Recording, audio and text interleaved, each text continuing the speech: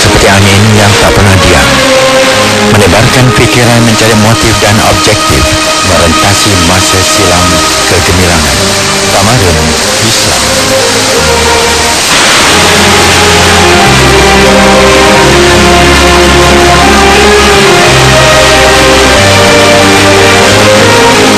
Assalamualaikum warahmatullahi wabarakatuh. Baik, bersama dalam rancangan Ramadan Islam, siaran dari Suara Islam Kuala Lumpur bersama tetamu undangan kita Dr.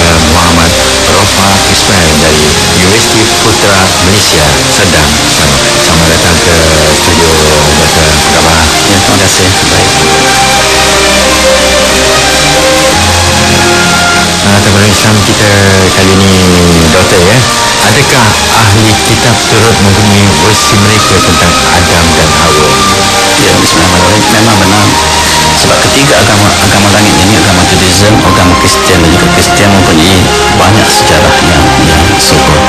Oleh sebab itu, antaranya lah kisah Adam dan Hawa ini, ataupun disebut dalam tradisi mereka adalah sebagai Adam and Eve.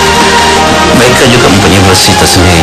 Tetapi yang berbezanya adalah dalam Islam, Nabi Adam ini datang pada syurga, yang bukan di dunia ini. Tetapi dalam versi mereka katakan dia berada di pada Garden of Eden yang terletak di atas muka bumi. Berbezanya, kita menganggap daripada syurga diturunkan ke bumi kerana Nabi Adam melakukan kesalahan kerana memakan buah yang dilarang oleh Allah SWT. Tetapi di dalam versi Kristian yang mengambil daripada kitab di Old Testament yang dipegang oleh orang Yahudi, juga mempunyai versi yang hampir sama. Tetapi mereka mengatakan selepas kesalahan itu, Adam berada dalam Garden of Eden, bukan di syurga. Tetapi di manakah Garden of Eden? Itu mereka sedang mencari di manakah Garden of Eden. Dan kalau kita perhatikan di dalam Islam, tidak disebut dengan tepat Nabi Adam, kejadian Hawa dijadikan daripada Adam. Adam dijadi pada tanah. Kullukum min Adam wa Adam min turab inna akramakum indallahi atqakum. Setiap kamu daripada Adam, Adam daripada tanah, dan siapa yang paling baik antara kita ialah yang paling bertakwa. Tetapi apakah asal usul kejadian Hawa? Dan di dalam Kristian mereka mengatakan Hawa diciptakan daripada tulang rusuk Adam. Tetapi dalam Islam, Rasulullah pernah bersabda kata sifat perempuan itu seperti tulang rusuk, dan sifat tulang rusuk ini adalah bengkok. Dan kalau suami tidak membetulkan istrinya, maka tulang rusuk itu memang bengkok. Kalau dibetulkan dengan tergesa-gesa, dia akan patah. Itu apa yang baginda Rasulullah SAW sebutkan sebagai iktibar bahawa wanita ini harus diberikan nasihat dan semangat secara lembut. Tetapi dalam Kristian mengatakan bahawa memang tulang rusuk itulah kejadian asal Hawa. Apabila Hawa diciptakan, maka malaikat bertanya kepada Adam, apakah anda suka kepada wanita ini? Maka jawab Adam, ya, saya suka kepadanya. Tetapi apabila malaikat bertanya kepada Hawa, adakah anda suka si lelaki ini? Maka apakah yang dijawabkan oleh Hawa? Hawa kata, saya tak suka dia. Sedangkan dalam hati dia 2 kali lebih suka daripada Adam sendiri. So dia menyembunyikan perasaan dia. So sifat ini diwarisi oleh keturunannya, dan ini disebut oleh Qurtubi dalam tafsirnya.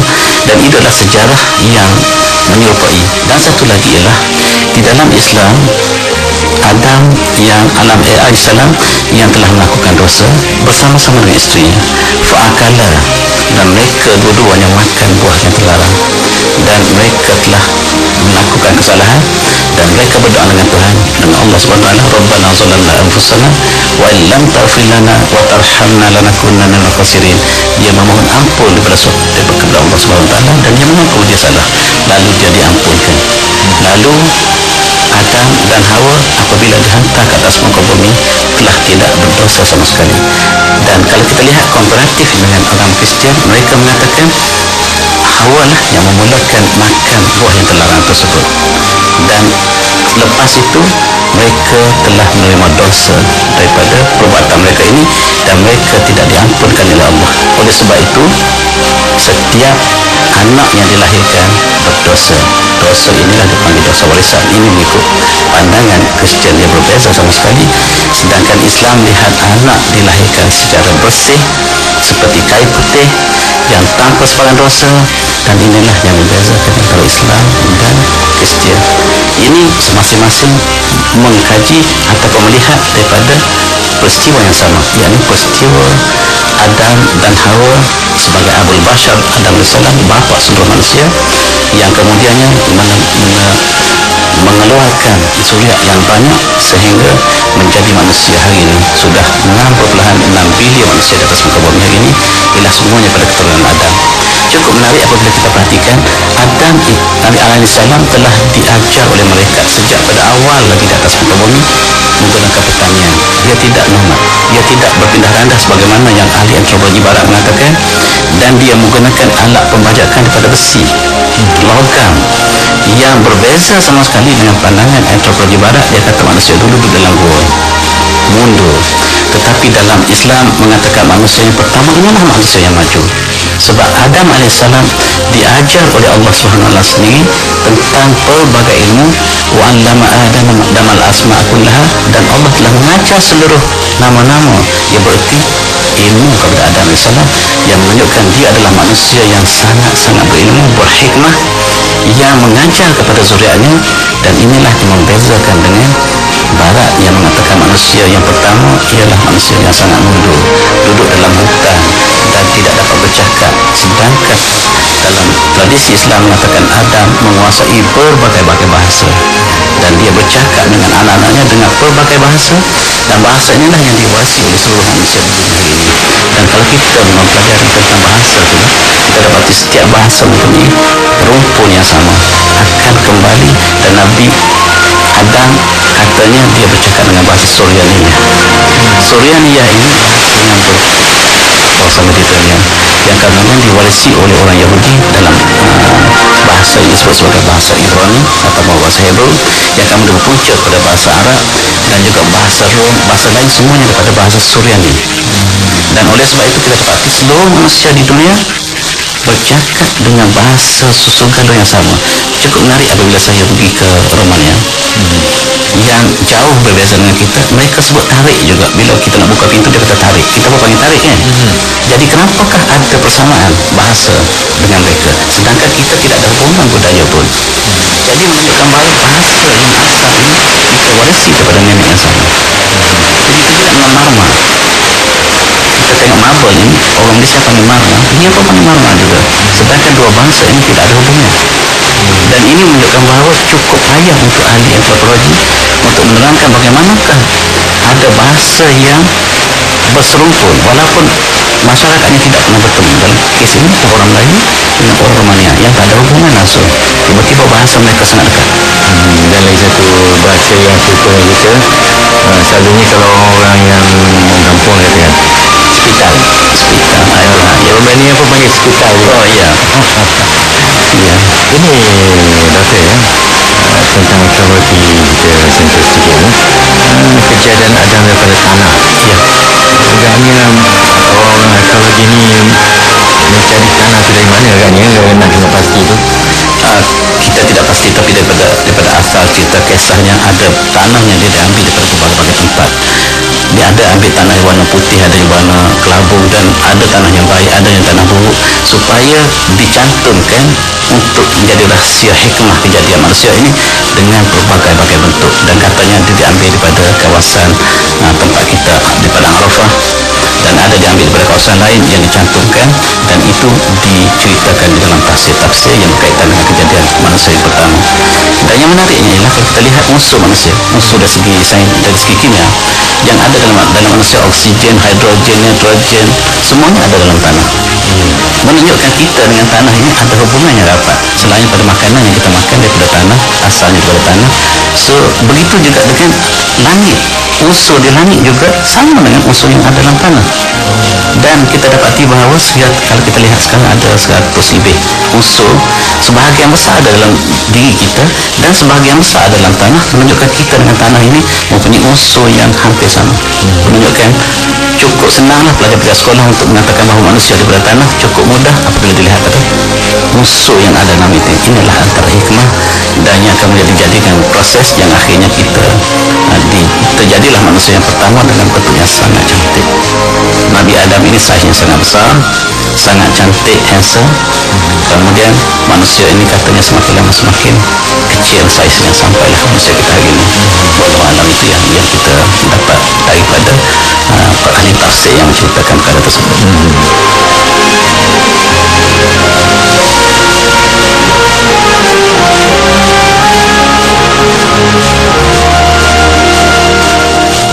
Lagi satu ni doktor ya, kita sering mendengar kisah Qabil dan Habil. Apa kisah sejarah mereka ni? Ya, Qabil dan Habil ni dua orang ananda daripada Nabi Adam AS yang merupakan dua beradik. Jadi dalam hikmah ilahinya lah, ketika Nabi Adam bersama dengan Hawa, dia lahir dengan dua-dua satu pasang, lelaki perempuan. So Habil dan Qabil ini lahir dengan pasangan masing-masing, tetapi syariat Nabi Adam ialah mereka kahwinkan criss cross, yang ini dengan yang adiknya dengan abangnya, antara pasangan tersebut. Tetapi si Qabil ini tidak rela untuk berkahwin dengan adiknya yang buruk, jadi dia nak kahwin dengan pasangannya. Dan oleh sebab itu dia membunuh adiknya yang bernama Habil ini. Dan ini kisah cukup menarik, dan inilah pembunuhan yang pertama di dunia. Maknanya dia menjadi contoh buruk kepada seluruh manusia kerana dia membunuh adiknya kerana wanita. Dalam Kristian dia panggil Cain and Abel, tetapi dalam Islam kita tak namanya Qabil dan Habil. Dan kisah ini mereka cuba tulis, dan ramailah selain pada mereka cuba lihat di manakah tempat jatuh Nabi Adam, mereka juga cuba cari lokasi di manakah kubur ini. Dan kita lihat dalam jejak Rasul yang dilakukan oleh TV3, mereka cuba menjejak di manakah kubur kedua beradik ini, dan mereka cuba pergi ke Sri Lanka, dan ada kubur yang sangat panjang yang masih dijaga dengan baik dan ditutup dengan kain hijau, yang katanya inilah kubur Qabil dan inilah kubur Habil ataupun Cain and Abel. Tak tahulah sama ada betul atau tidak, tetapi inilah sebagai mana satu daripada contoh antropologi, ialah untuk mencari kesan sejarah. Dan kesan sejarah inilah yang kemudiannya berkembang, asalnya daripada sejarah, tetapi akhirnya menjadi ilmu geologi, ilmu paleontologi, dan ilmu-ilmu lain yang lebih canggih, ialah berdasarkan daripada asal daripada ilmu yang mudah ini. Itu adalah di antara perkembangan yang berlaku kepada sejarah Habil dan Qabil ini. Dan kita dapati bahawa juga orang Yunani juga percaya kepada kisah Qabil dan Habil, sebab mereka menamakan selepas matinya Qabil, selepas matinya, meninggalnya Habil, maka Nabi Adam sangat bersedih. Dia berdoa kepada Ilahi supaya digantikan anandanya yang lain, sehingga akhirnya diberikan Nabi Syith. Syith ini rupanya sama seperti Habil, dan lebih lagi diberi ilmu, diberi kenabian, diberi suhuf, dan dia adalah pengasas kepada banyak ilmu di dunia, antaranya ilmu perubatan. Tetapi orang Yunanis tak sebut sebagai Syith, mereka sebut sebagai Agathimon. Ini nama boleh berubah, tetapi maksudnya lah anak daripada Nabi Adam juga. Dan dia adalah pengasas kepada ilmu perubatan. Dan kalau kita perhatikan simbol ilmu perubatan, ada ular, ada kayu sekarang. Itu ialah diberikan oleh Agathimon, mengikut orang Yunani, orang Greeks. Sebab Agathimon ini mengasas ilmu perubatan, dan ilmu perubatan ini diambil daripada wahyu ilahi, daripada kitab suhuf yang dia turunkan kepada Nabi Syith. Nabi Adam juga menerima suhuf, Nabi Syith juga menerima suhuf untuk digunakan dalam keluarganya yang kecil, sebab ketika itu tidak ada manusia lain kecuali keluarga Adam AS. Dan mereka cuba mencari kesan-kesan sejarah daripada di manakah kehidupan awal ini, dan mereka dapati kehidupan awal berlaku di kawasan Mediterranean. Dan itulah mereka sebut bahawa Mediterranean ini adalah kawasan yang paling maju di dunia, yang dihuni oleh manusia yang awal, dan di antara kisahnya adalah berkaitan dengan Adam alaihissalam serta keturunan yang berkembang biak kemudian di kawasan tersebut.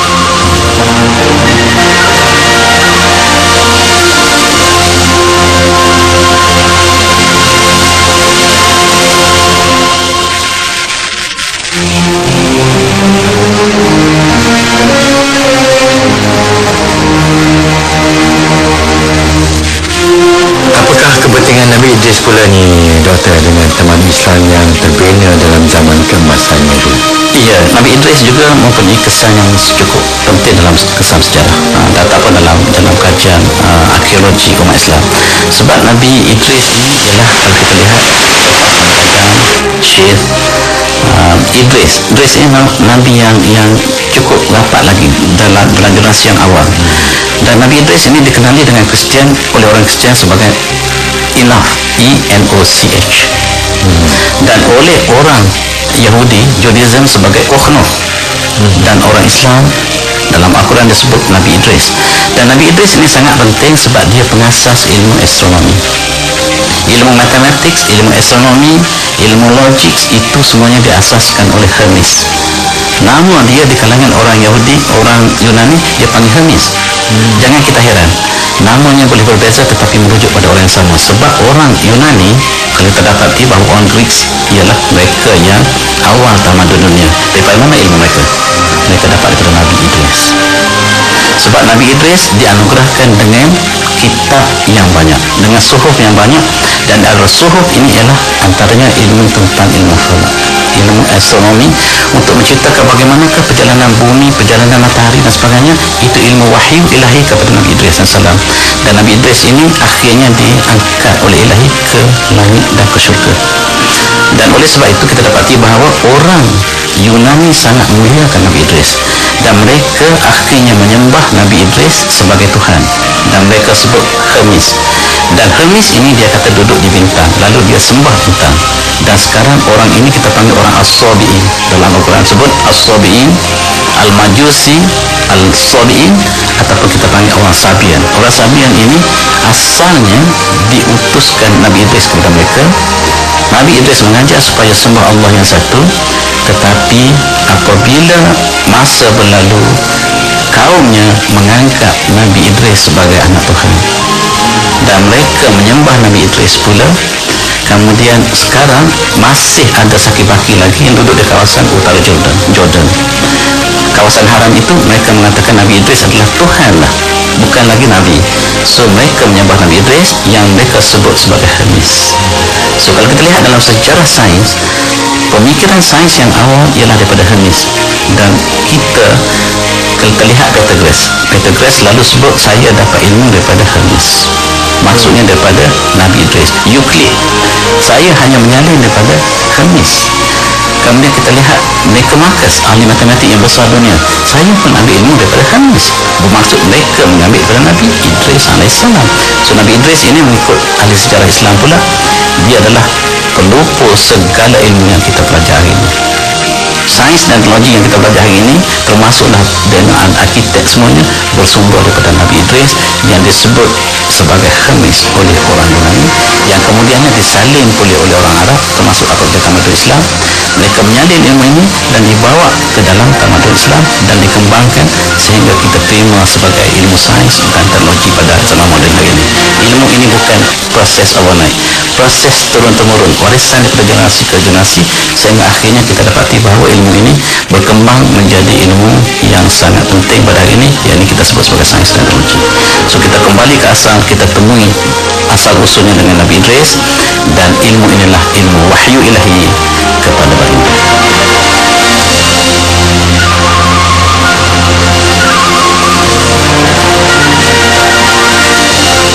Saudara sekian yang sempat kita bersama mengurusi Tamadun Islam bersama Dr. Muhammad Rofa Ismail dari Universiti Putra Malaysia Sendang. Sambungan seterusnya waktu yang sama minggu hadapan. Kata wabillahi taufiq wal hidayah. Assalamualaikum warahmatullahi taala